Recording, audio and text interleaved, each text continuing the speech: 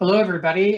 Thanks for coming. I'm John Allan. Today, we're going to hopefully go through the hands-on H5P webinar. This is the first time we've tried this, and hopefully it will be successful. Okey-doke. This webinar is a novice level, so I expect that a lot of you have never tried this before or have only dabbled with H5P. And I hope it's a pleasant experience. For the two tools we're using today, I will not go into all of the details of the tools. I will go through the core details that will get you through to make solid learning objects, but they won't have all of the nuances. You'd have to go through the help documents, which are quite extensive for that. So we're just going to stick with the basics today. Today, I would like to work with you to build an H5P question set, which really is an H5P quiz, and an H5P flashcard activity, which is actually like a test as well. And then we'll have we'll have questions at the end if it's really important. On your desktop, if you could have your Avenue course, mine would be here on the left, your Avenue course here that you can edit as a teacher. And then I'd like you to have open those two Word documents that were shared yesterday.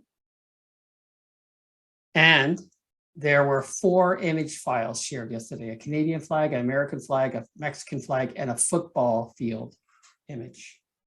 So if you could set your screen up like this, so you have an Avenue course, the Word document, the 2 Word documents, and the images, so you can reach them fairly quickly. That would make this a lot faster, more efficient, let's say. Can you give me a thumbs up or a notification in the chat window when you have a course that you can edit on here in Avenue, the Word documents open beside or on another screen, and availability of the image files? Okay, so the process to make an H5P learning object on our Avenue system is this. First of all, you plan and you make your data like we have here. You can see on the Word document on the right there, all of the text is sitting there waiting for me to grab and drag across. It's very, very slow, very slow if you edit and are thinking at the same time. So you plan out your document like this. You try to make sure everything that you're going to drag across is pure text. Nothing like, if you have anything in there from Word, like any styles or anything, it drags across. A lot of times it will drag across all of these codes that will confuse you and make it more difficult to edit in the future. So there's a little tool here I like to use. So for example, here, do you see World Cup 2026 quiz? You will be copying and pasting this. So if this is, for example, say if this is red and whatever other attributes, if you inherit a document like that from somewhere else, all you have to do to make sure it's pure text is just click on it, or sorry, select it. And there's a little eraser tool up here with an A behind it, clear all formatting. You see that? Clear all formatting? Yep. If you click on it, there you go. If you click on that, now you can copy and paste it into H5P and not have all sorts of weird things happen to your information. So you have your information and you have your other YouTube links set already and your images here. So then what you have to do, and this is not going to sound very intuitive, but you're going to have to open up something on your course called the content bank. And this is where H5P and Moodle have agreed that we should store all of our H5Ps for better access in the future. If you've been using H5P for any time now, you'll find that, in fact, that's really not the case. It's kind of more confusing than anything. However, once we move to Moodle 4 and the new H5P Hub works, it will be an amazing feature. For now, let's just keep this. This is good development style. You're going to open a content bank, and then you're going to create your H5P in the content bank. Then you will test your learning object, your quiz or whatever. And then you're going to position the H5P on your course menu. About 2.5 years ago or 3 years ago, you could just open up Moodle and then edit right on the main screen. You could just go for it and you could make an H5P. But that's not the case now. This is how you have to do it. Okay? We're going to go through this process for 2 learning objects. Oh, and that's it. I want to keep that nice and short and sweet. So let's get right down to it. So here I am on my course. The first thing I'm going to do, you would probably intuitively say, click on turn editing on, but that's not the case. I'm going to have to slide down here on my course and locate the link called Content Bank. So please do that now. Open your Content Bank. Now, some of you, if you haven't, most of you will have all sorts of data in here, unless you made your own fresh course. And it's very confusing and the navigation is not 100% the best, but we can, the trick I always use for for things I've been editing is I click on last modified twice and my last modified or made element shows up so I can access it. But right now we haven't made anything, right? Okay, so does everybody have their content bank open? Nice, yes. Excellent. So the first thing we're going to do is we're going to go here to the add button. So if you click on add, we're going to make a question set, a special kind of learning object. I'm going to scroll all the way down to Q, which is question set. And I click on question set. And now the H5P editor appears. This is common across all H5P instances. It doesn't matter what you're doing with, for example, D2L or H5P.com. So to give you a better look here, I'm going to hide my navigation bar here. And we are now in the editor. Now, the cool thing about H5P is that really all you're doing is copying and pasting things. You're filling out forms. You are not scripting, you are not coding, you are not programming. On the left side, could you scroll down? Keep looking down until you see the word Content Bank. It will be under Site Home, Calendar, Private Files, Content Bank. It might be way down there.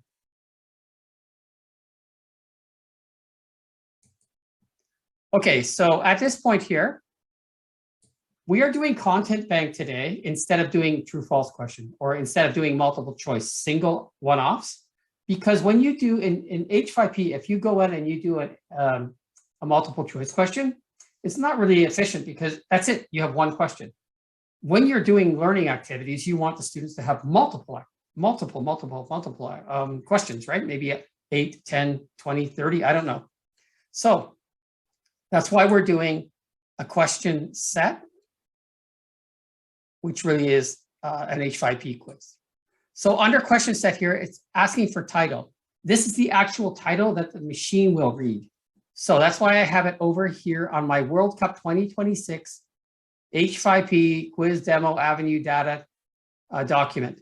So over here, if I copy beside title, World Cup 2026 quiz. And if I go Control V on a PC, it's faster, right? So can you do that, please? Can you copy World Cup 2026 quiz into your question set form? Yes. May I ask you a question? Can you show me how to get rid of the formatting once again? Because I missed that because the screen was half screen, I couldn't see. Right here? Uh-huh. I That's see it it. right there. The A Okay. with, it's called clear all formatting. Yeah. Let's see if I have that. Okay. So that is a title that's for the computer itself, like for the system. For humans who are going to use this, we're going to use the quiz introduction. This is an accordion. So if I click on quiz introduction, this will allow us to have a slide that will introduce the activity to students. And of course, we always want to do this, right? In most cases. So for example, here you must check off display introduction. Okay, so before they do the quiz, the students get a prompt. And now there's going to be a title for this, for the students. I'm going to copy that and paste that in title. So it's title, title. One's for the machine, one's for the students.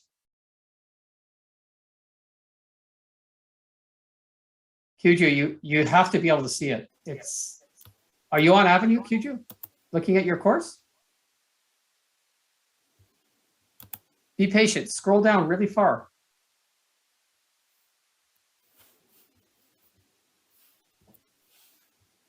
Okay, so then I prepared some introductory text for you. And here we go. We're gonna slide this on here. Copy it from the text, from the document, and paste it in there. And I'm gonna correct my problem here. The W was not capitalized. So after reading the Wikipedia article 2026 FIFA World Cup, complete the following questions. When you are finished, oops, should have had somebody proofread that, click on the check button to see your score. Okay, so that's where we're gonna go here, folks. All right, so do you see what you're doing? You're just filling in a form. Then there's the start button text. Now you can change this if you're actually, say, for example, teaching French students, you can change it into, LA or something like that. And you can change the text here if you want to have for their start button. Okay, good, Kyuju, that's good. So the next thing is, sometimes people want to have a bit of flair or style for their opening information screen. So we will put in a background image. Now, I just want to tell you that for all of the elements we have here, you can put in an image or a YouTube video. This is the only time we're going to put in an image, okay? But just know that you can repeat this process over and over. So under background image, and this is only for the introductory slide, click on add. And then locate the file called football pitch.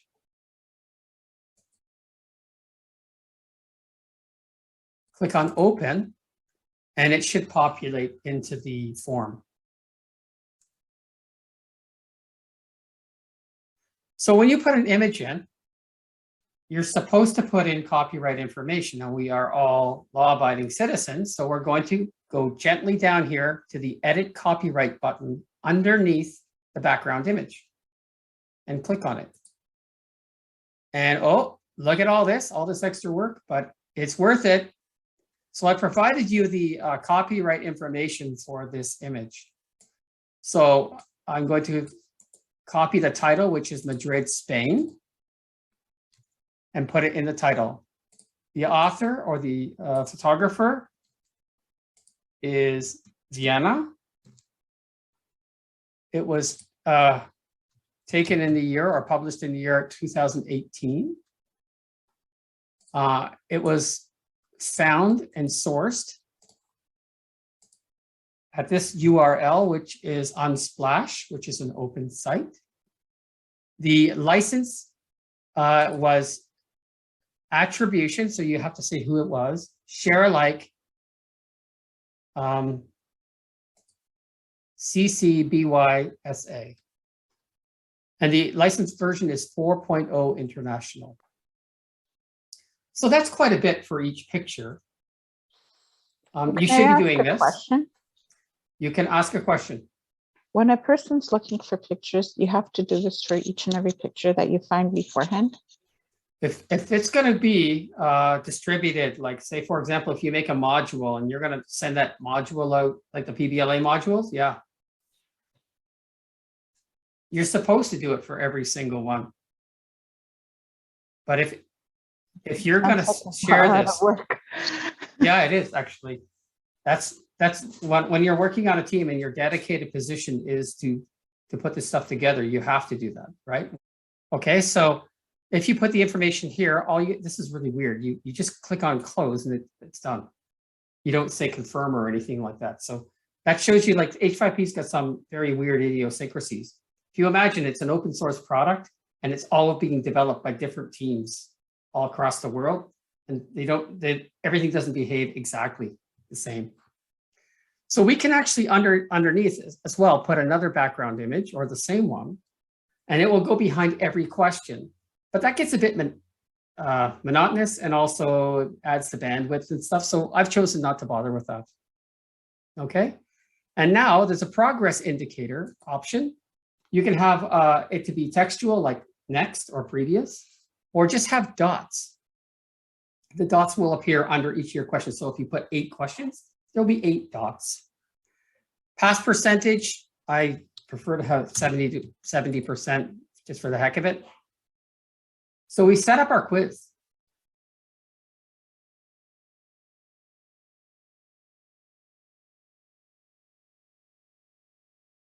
Okay, is it okay to move forward from here? Yeah, okay. Now this is where all the fun stuff happens. See where it says questions? We're going to put in 5 or 6 questions here. And I'm under multiple choice here. The first question you can see is going to be a multiple choice. So I'm going to click right here, number 1.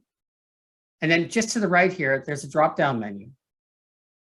If you select the drop-down menu and choose multiple choice, it will set up a form for a multiple choice. This is kind of important, and a lot of people don't do this. You should title every question. And that is because when you look back to see, you or the students look back to see what the question is, if there's nothing there, if it just says untitled true and false, untitled true and false, there's no real reference point. So you should do something like number them or whatever is characteristic you want to put it there. So you can put media here, like a video or an image if you want. We're not doing that today. And then you just put the question in here. And if it's prepared already, it's just pasting in. So multiple choice, question title, and the question. And then here I put the options. So the first one is 16th. Okay. And what I like to do here is, it's not correct, right? So I leave the correct empty. And I just hit this little icon here beside option, and it upwardly collapses. So you have more screen room for the next one. Second option is 26th.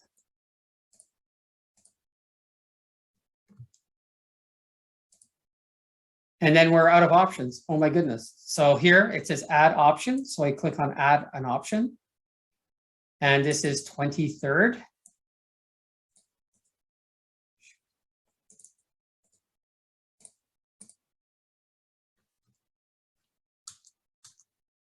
And this one is correct. So I will check correct here. And then I'll add another option, and this is 32nd.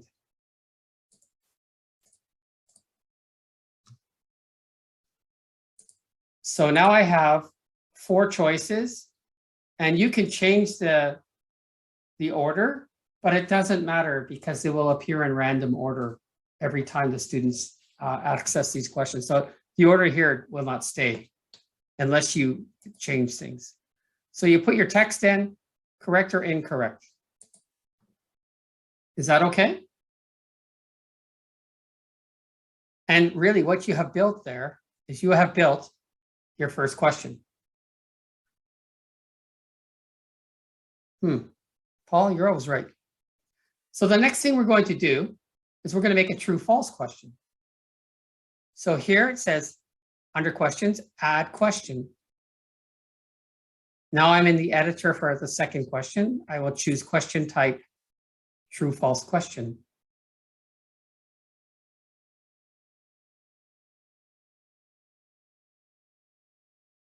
Claudia, you determine the randomness. I'll show you that later, okay?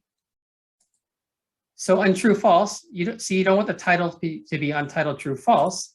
So you're going to go change that to question to true false.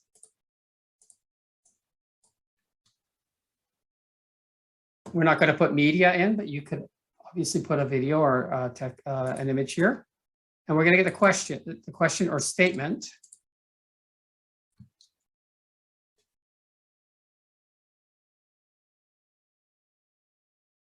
And the correct answer is false. So all you have to do here is click on false. Now, we don't have time, but under behavior settings, there are all sorts of options here, and you can put in a feedback statement for correct, feedback statement for incorrect. You can enable or disable the retry button, the show solutions button, automatically checking answers. There's a lot of things in here, but we don't have time for that in this session. So we have now built our second question. It's a true-false question with a title, with a statement, and the correct false is correct. So the next thing we're going to do is something called mark the words. This is nice in EFL and ESL because the students just click on different terms to identify them. Maybe capitals of Canada, or maybe verbs. Okay, so this one here, we're going to go to mark the words. Once again, we'll put in a title.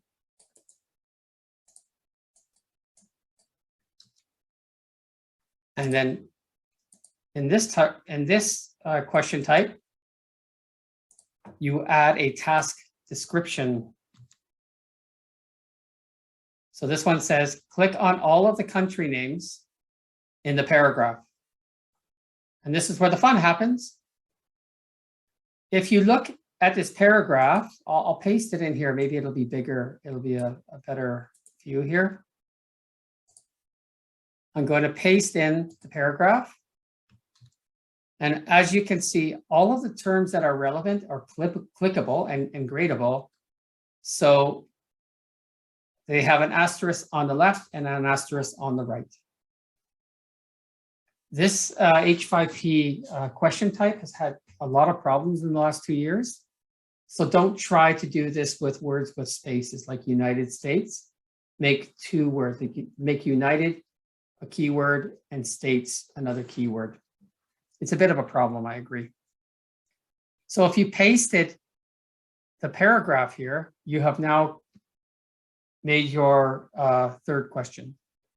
So it's mark the words, title, instructions, and then the document itself. We're going to add a fourth question. And this type is drag the words. Not drag and drop. Drag and drop is something else. The drag and drop is dragging pictures and stuff. We don't have time for that today. That would be a whole webinar. Click on drag the words.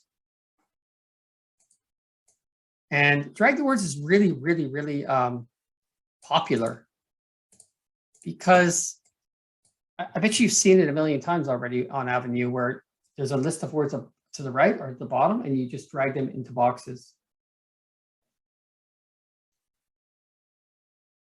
Moscow really is a country if you think about it. It's pretty darn big. Yeah, it's okay. Thanks for that. So you put a title in for drag the words and then you can put in description, or you can actually just accept their description if you want. You don't have to type your own here. And then once again, the words that are important or the terms that are important have asterisks across on the left and on the right, and they will be identified. The edit box can be expanded and contracted as well. And there you go. And as you can see, it's pretty hard to see there if it's going to work. So what you want to do is you want to test it out before you deploy it, right? So that's your fourth question. And here's the fifth question, fill in the blanks. I'm sure a lot of us have to use these in the past. Click on fill in the blanks. Copy the title.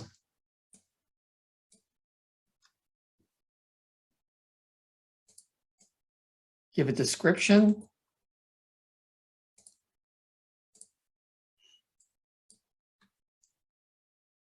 And they call it the text blocks. So whatever is going to be blank has to have an asterisk on the left and right as well. So we're just going to copy this sentence or two sentences, place them into text blocks.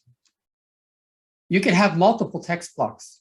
You can have many of these in one activity. So you see it's here. So this is your fill in the blanks, title, description of the task, and then the data. And that is a quiz in H5P. So down here, we're not going to do behavioral settings, but do you see here where it's in this checkbox here where it says randomize questions? If you click on that, the questions will be randomized. You can also disable backwards navigation. And where's the randomized image?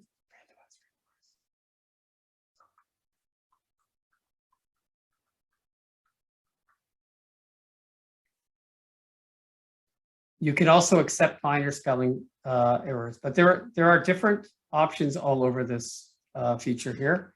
If you have a question bank, so like say you have 40 questions here, you can put in 10 and it will only show 10 of them. So it will give them sort of a random sampling of a quiz. So at this point here, you can click on finished. And at the end of the quiz, you can have the results displayed, solution, you can give them the answers, you can allow them to retry the whole quiz. Okay, there are lots and lots of options here. But at this time, I hope you're with me.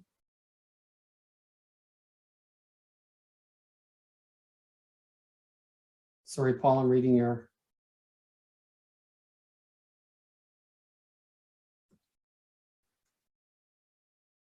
You can add them in the text box, but it's much easier to put those in using Microsoft Word, Paul, the asterisk. Okay, so here I'm going to click on save. Remember, we're still in the content bank. We're not in the real course itself. And you see the quiz appear similar to this. The asterisk defines whether, if you put it on the left or the right of term, whether it depends on the question. If it's going to be a fill in the blank, it's like a word of interest. It will be a draggable item, a drag and drop item. It will be a mark the word item. It is the key vocabulary that you're trying to get the students to identify or type. Valerie, thank you. So here's the initial screen. It has the instructions, and if you click on Start Quiz, the quiz starts itself. And you can go through the quiz yourself right now. You can either click on this little circle to move forward, or this right pointing arrowhead to move to the next question, and continue the quiz.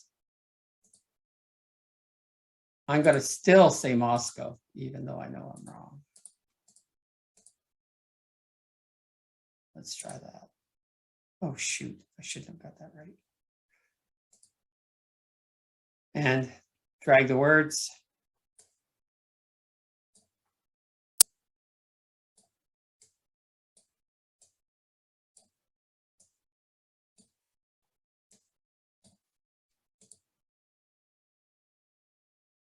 Didn't get everything right here, so I'm going to click on show the solution. Oh, I see.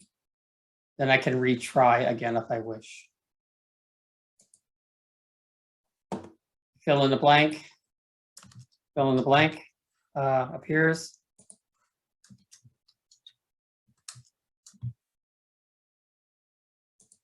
And I get my result. But overall, except for Moscow, I'm pretty happy about this as a person, developer, teacher. Valerie, if you just see the asterisk, you have an extra or dangling asterisk. One of them wasn't copied across. So that's something that you have to make sure there's an even amount of them. Yeah, it does happen. Sorry. Okay, so it's 5 o'clock, so I'm going to just keep moving along here. Really,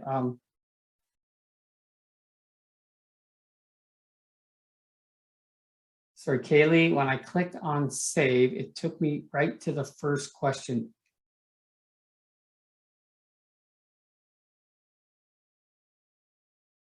Yeah, that's funny. Dangling chuds. Yes. It looks like, Kaylee, there's something missing somewhere. Can you see a red text beside a field saying must put in title or something like that? Look for one of those. So moving forward, we're still in the content bank. You can see here. What you must do now, oh, please, this is super important. If you want to, you can rename your H5P. This is a big deal because the way the content bank works, if you make a lot of them or if you inherit a lot or get some from Tutela, a lot of them are named similarly. So you can, maybe I could just say I made this on February 11th, 2022. You don't have to do this, but I always rename it first. So that would be up in the cog icon, rename. You can also delete it as well. So up here, rename if you wish. You don't have to today. And then I'd like you to close it. Okay, so here we are. And this is, we're back to the content bank. Now in the content bank, this is a real trick that you gotta know. There's so many, look at this, it's nuts. These are lots that I inherited when I set up my courses and I did some things and I don't know, too much tea. So what you want to do when you get here and you want to see the last thing that you've edited, go to last modified and click 2 times. 1, 2. And there it will appear right at the top. That's your H5P. Right there, that's your baby. Okay? So now you've got one, you've made it. But your students have no access to it. So this is where we go into the sandbox.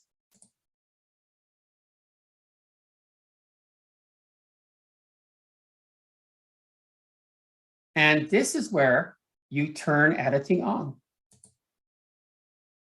So once you're in your course, just like a regular thing, you turn editing on. And then you can go to any topic and then find this magical link. It's called Add an Activity or Resource. And click on that. And I bet you know which one to click on here. It's blue and white. It's the H5P icon here. You notice that the black one is gone? So here, the H5P icon, if you click on that, add a new H5P.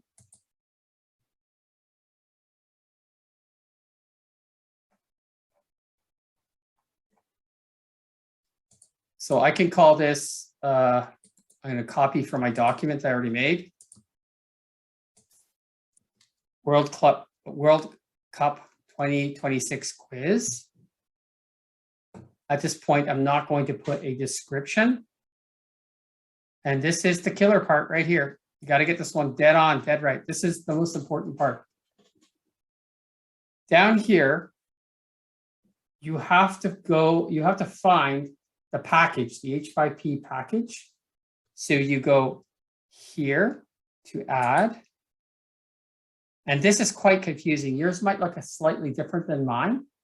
But the key here is looking for the link that's called Content Bank.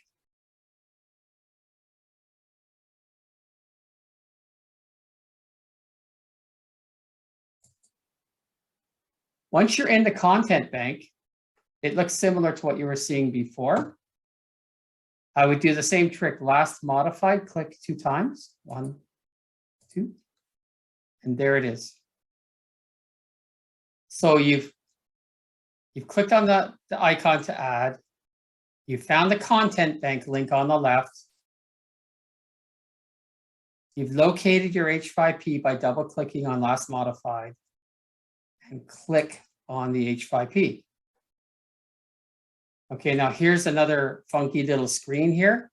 So this pop-up, look what H5P is going to do. It's going to save it as something else. I hate when they do that. I don't get it. But anyway, the key critical thing here is make sure you just choose link to the file. This to say, at first I was making copies because I thought I don't want to destroy my original. But here's the issue. If you're going to use it in different places or in the course, or if you want to update it, if you update it, having it linked to file in the content bank, it will automatically link it. But if you don't, you have to come back all the way and repeat all these extra steps. So just make sure you always choose link to the file. Okay? All the changes in the content bank will be reflected on your course once it's linked. So down here, and also make sure that your name, your Avenue name is here. Otherwise you can't edit it in the future. So I'm going to select this file.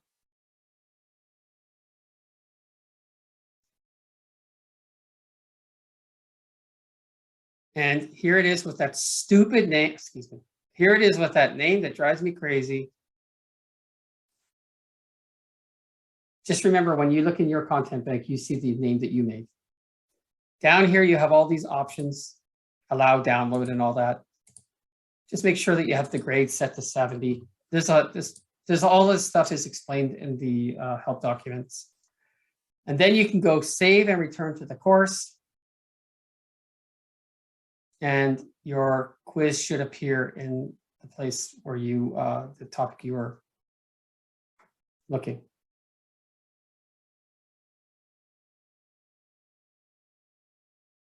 Okay. Are there any, if you can open your microphone if you have a comment or a question. I can do the next one really quickly, but I just want to see if anybody has comments.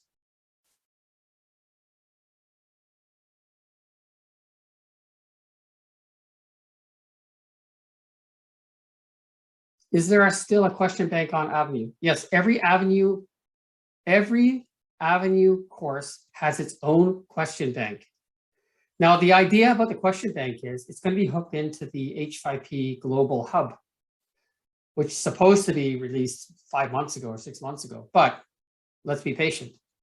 What happens is when you go into the question bank, you'll be linked not only to the Global Hub, but an Avenue-wide system will be established because the technology will be ready for it. That's supposed to be in Moodle 4.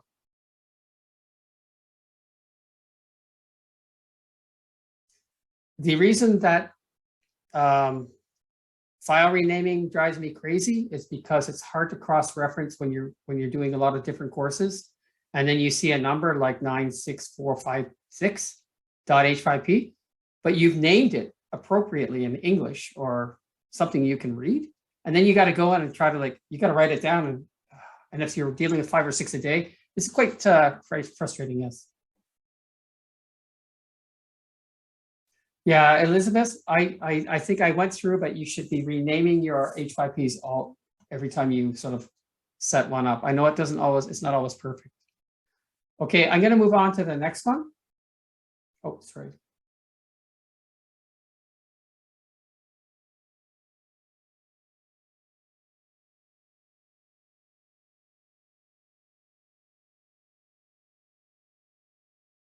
Oh, did I screw that up? The question bank? Oh, sorry, Paul. Do you want to elaborate on that? Can you just put your microphone up while I set up the next one? No worries, John. I just wanted to clarify. I get questions about that sometimes. The question bank on Avenue is where you can build questions for the quiz activity type. if you're building a quiz from scratch in a quiz, you can create the questions in the quiz. But even when you do that, they're stored in the question bank. Something to keep in mind making Moodle quizzes is that if you change a question, you're changing it in the question bank, which will affect any other quiz that question is in. But for H5Ps, which is what we're doing today, the content bank is the bank you want to go to. So I guess you have your debit card on Avenue, and you've got a couple of accounts. One's the question bank and one's the content bank. Question bank, though, is for the quiz, whereas content bank is for H5P. And they're totally separate entities. Yeah, completely different things. Yeah. Thanks, John. Okay, thanks, Paul. Thanks for that. Thanks for bringing it up, Nazanin. Okay, I'm going to do something really quickly now. I'm going to demonstrate the next process so you can look at this video possibly and work on this on your own. So what I'm going to do is I'm going to make a flashcard activity. So the first step is go to the content bank. You can try it if you want. And down here, when I get to the content bank, I'm going to go to add. Just an aside, if I want to bring something in from Tutela or like an H5P from the outside from something I've downloaded, you can actually use this in the content bank upload to bring that in seamlessly. It's the best way to bring H5Ps in from the outside. But today we're just going to click on add and go to Flashcards. Flashcards.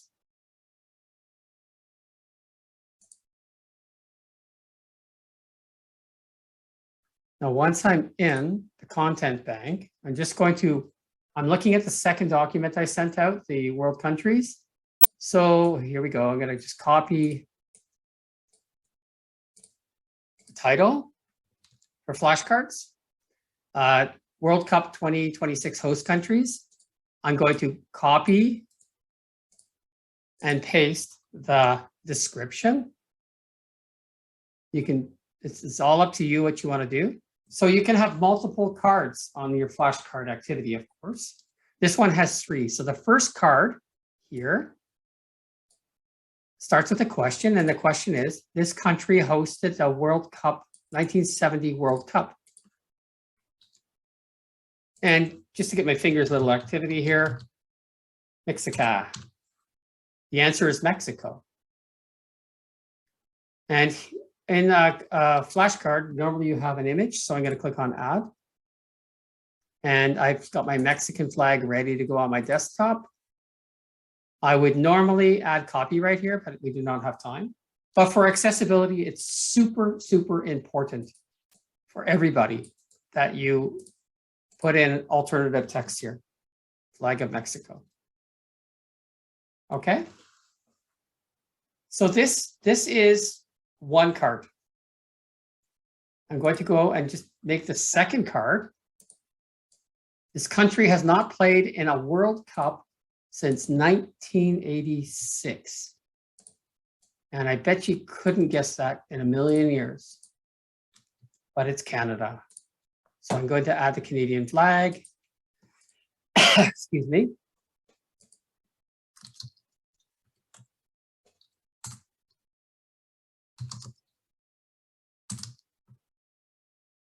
Okay, so that's 2. And then I'm going to add the third card. This country will host the most games in the 2026 World Cup. And there's so many ways to answer this. It's going to be tricky, right? So I'm going to add the image, US flag. The alternative text is flag of the United States of America. And for difficult answers like this, because the students could type in United States of America, USA, US, America, you have the tip option here.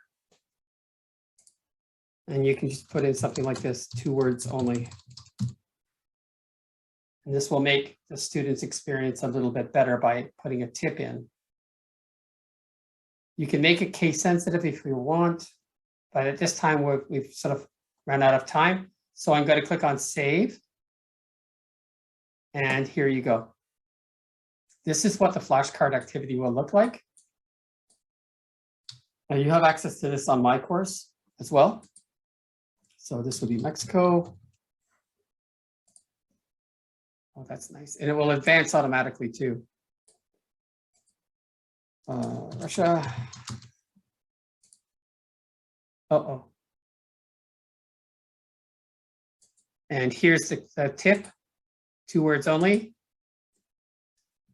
America. And I got it wrong. And then here, this is a nice feature. This does report to the gradebook on Avenue, but you can also click on show results and see your results with the correct answers. Students can then retry. Good way to study vocabulary or technical terms. So at this point, I'm going to close it and go back to my course. Turn editing on, add an activity, H5P, put in a title for my students to see. Then I'm going to go to the package file, click on add, go down to the content bank here, click on last modified 2 times. There it is. Click on it. Link to file, John Allan. Select this file. Save and return to the course. I'll turn editing off. It appears in the course. And if I click on it, it will appear here. This is only because I'm a teacher. The content is displayed in preview mode. If a student sees it, they will not see that. Okay, folks, so that's the demonstration. I hope you got to have some hands-on. You're welcome to turn your microphone on and comment, or comment in the chat window.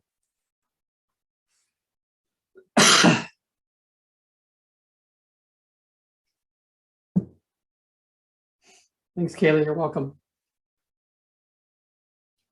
Yeah, I hope, Claudia, that's great. Thank you. I hope that it allows you to move forward. You can use some of these skills, like if you have the idea of how to produce the production line, but also that it's really preparing your content first, making sure it's text, and then just filling in the forms. It's much more efficient that way. Yeah, I think, John, if I just turned on my, if it's okay, just turned on my. Yeah, it's great. I think it doesn't matter what you're doing, whether you're making a video or if you're making a Google Classroom quiz, you have to prepare your content first. So the last time we met, I asked you how long it took you to actually input this, and you said, oh, about 2 hours, which I can understand. Now the content creation takes a long time. If it's you want to be serious, you want to make it valid.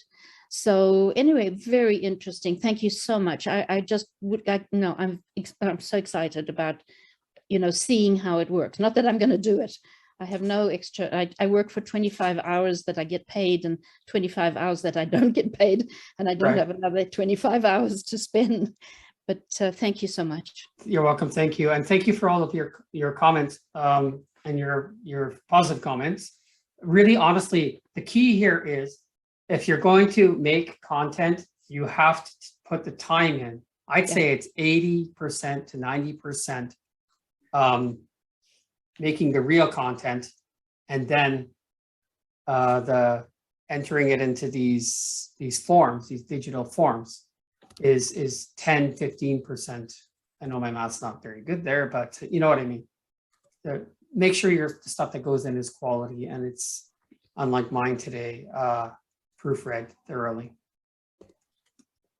Oh, that's great, Mark. Good to hear. I hope it is. There's over 40 different kinds of activities you can make in Moodle or in H5P now. I'm seeing that some people are starting to use a couple of them with the recording features beyond Poodle, and it's kind of exciting to watch some of this stuff as a mentor from the sidelines. Looking for pictures is very expensive, as time consuming for sure. It's cool when you're on a project where they buy Shutterstock for about 6 months and you just can get all sorts of things, you know?